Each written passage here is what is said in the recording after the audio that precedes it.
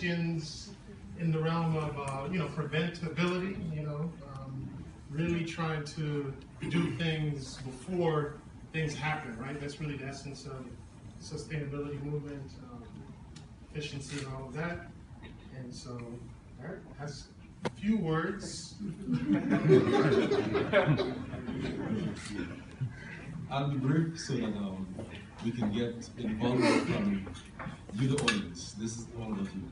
Now, I was happy that my colleague, Dr. Gitya, spoke about emergency planning and management, and I was happy that he addressed the issue of climate change. And one of the questions that came to mind for me was, what does emergency planning mean to you, the audience?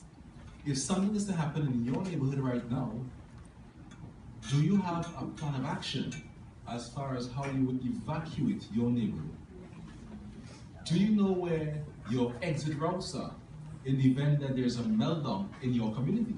Because while we may think that it appears to be remote, that an emergency cannot happen here in New York City, well, we are so dead wrong, because 9/11 was a wake-up call for us. Hurricanes, the Superstorm Sandy was the canary in the tunnel for us. And what we are noticing is that we have to become more cognizant, more aware of what is happening in and around us. And for the most part, the average citizen tends to believe that when you speak about environmental issues, you're speaking about individuals who are supposed to be tree huggers, individuals who are supposed to be concerned about the lakes and the rivers and the birds and bees. But what we have to recognize is that we live here in this urban oasis. This is an urban environment. What if there's a meltdown here in New York City?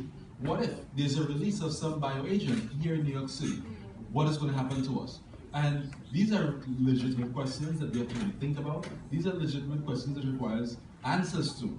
Now, I'm happy that Metropolitan College of New York has an emergency planning and management program, which is great.